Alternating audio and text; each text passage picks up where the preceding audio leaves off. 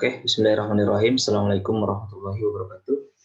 Perkenalkan, saya Hendriyadi dari semester 5 Teknik Informatika kelas sore. Nah, di sini untuk mata kuliah interaksi manusia dan komputer, saya membuat aplikasi Tokoku. Nah, Tokoku itu adalah aplikasi e-commerce yang dibuat atau dirancang untuk UMKM Kota Bontang, untuk mereka bisa dapat bertahan di tengah pandemi COVID-19, di mana kita sama-sama mengetahui bahwa pandemi COVID-19 ini sudah menyerang berbagai sektor, termasuk salah satunya yaitu sektor perekonomian.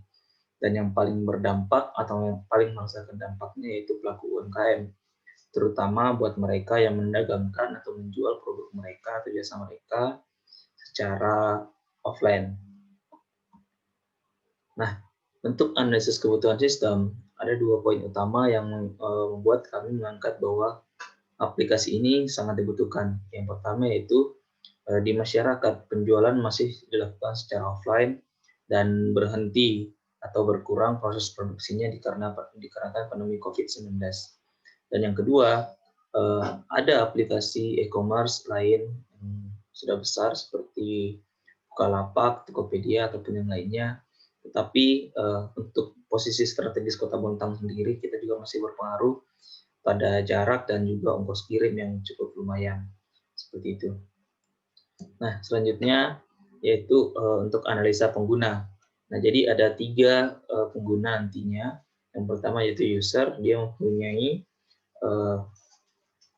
hak akses untuk login, kelola mitra, dan kelola laporan. Untuk pemilik toko atau mitra, dia memiliki hak akses untuk registrasi, login, tambah produk, lihat pesanan, melakukan transaksi, dan menghubungi konsumen melalui WhatsApp. Dan untuk pelanggan atau konsumen, dia mempunyai hak untuk registrasi, login, lihat produk, melihat pesanan, melakukan pemesanan, dan melakukan transaksi, kemudian menghubungi penjual melalui WhatsApp. Nah, untuk use case-nya sendiri itu seperti ini, yaitu mitra melakukan registrasi terlebih dahulu, kemudian setelah itu dia bisa melakukan login, dan kemudian tambah produknya, melihat pesanan, kemudian melakukan transaksi dan menghubungi pelanggan melalui WhatsApp. Begitupun dengan pelanggan, yang pertama dia registrasi, kemudian dia login, kemudian dia melihat produk yang tersedia, kemudian melakukan pemesanan dan melakukan transaksi, kemudian menghubungi penjual melalui WhatsApp. Sedangkan untuk user sendiri, dia mempunyai hak akses itu untuk mengelola mitranya dan juga untuk mengelola laporan. Nah, untuk rancangan database itu ada 8 rancangan, yaitu database toko, database kategori toko, database produk, database kategori produk, dan database pelanggan, database pesanan, database transaksi, dan user. Nah, seperti itu untuk penjelasan singkat mengenai aplikasi Tokoku.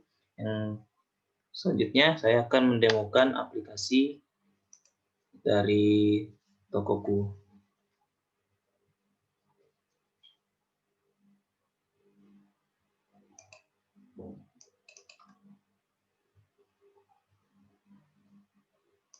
Nah, ini tampilan awal dari Tokoku sebelum kita melakukan login.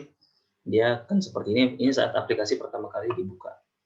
Nah, setelah kita masuk, nanti dia akan masuk di menu awal, yaitu memberikan sambutan, dan ada 2 kategori login. Kita login sebagai konsumen, atau pelanggan, atau login sebagai mitra. Nah, tapi untuk saat ini kita terfokusnya kepada mitra. Untuk konsumen kita masih belum mengembangkan. Nah, untuk mitra, ini kita klik mitra.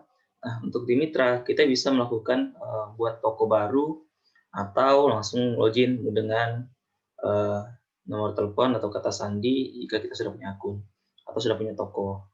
Nah, kita coba dulu, kita masukkan dengan email, kita masukkan kata sandinya, kita coba masuk. Nah, ternyata ada pemberitahuan bahwa akun tidak dapat ditemukan. Nah, ada beberapa kemungkinan. Yang pertama mungkin karena tokonya belum dibuat, atau username dan password tidak sesuai. Kita coba sekali lagi. Nah, untuk kita masukkan emailnya, kemudian masukkan kata sandinya, kemudian kita login. Nah, ternyata masih sama, artinya memang tokonya masih belum dibuat. Nah, kalau gitu kita coba buat tokonya. Nah, untuk buat toko, nanti dia akan tampilannya seperti ini. Nah, kita diminta untuk memasukkan nomor telepon atau email. Kita masukkan, kemudian minta password, dan konfirmasi password, baru kita klik selanjutnya. Kita diminta nama pengguna itu nama orang yang punya toko. Nah, ini saya masukkan nama saya, Henry. Nama tokonya itu Surya Sel Bontang, alamatnya di Jalan Dajen S. Parman, kategori tokonya itu toko elektronik. Kemudian kita klik selesai.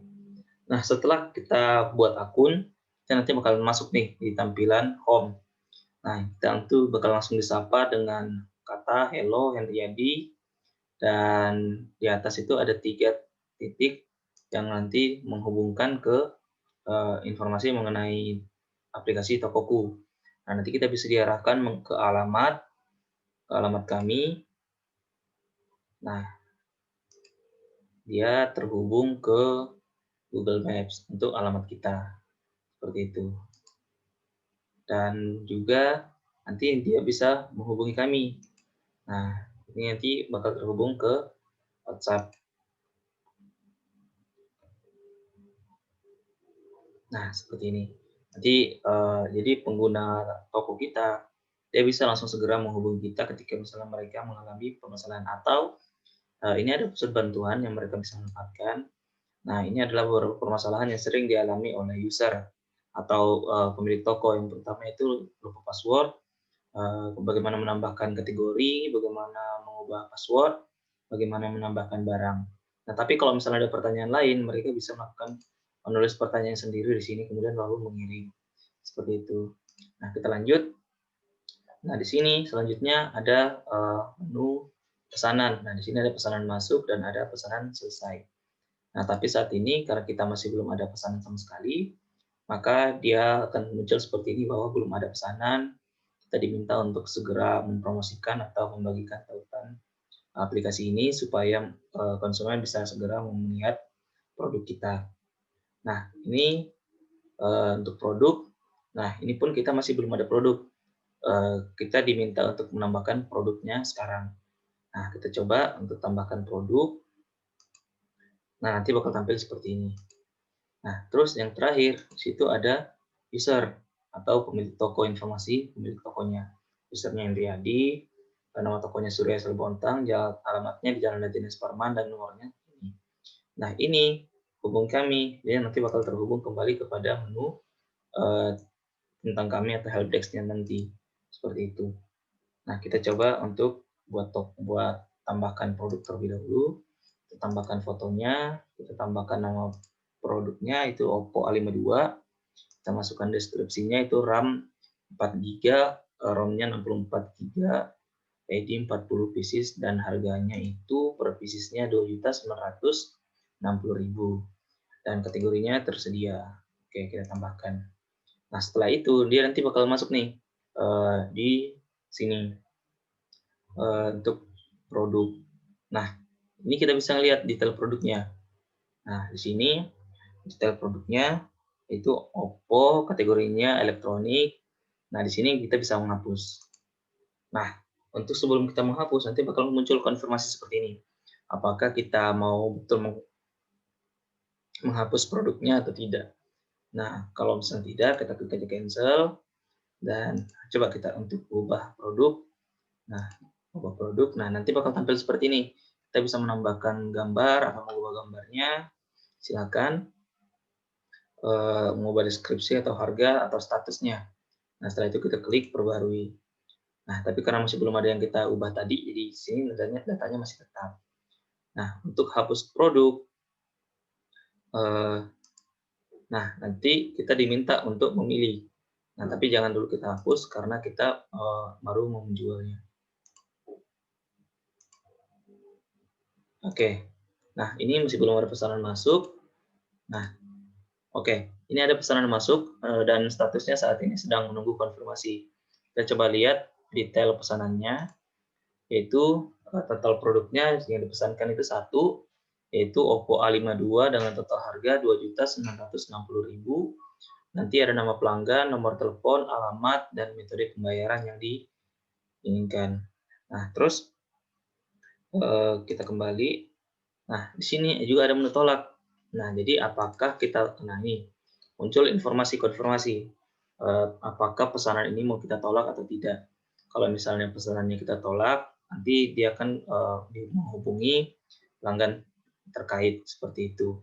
Tapi ini kita cancel. Nah, kita coba terima, ini detail pesanannya, kita terima pesanan.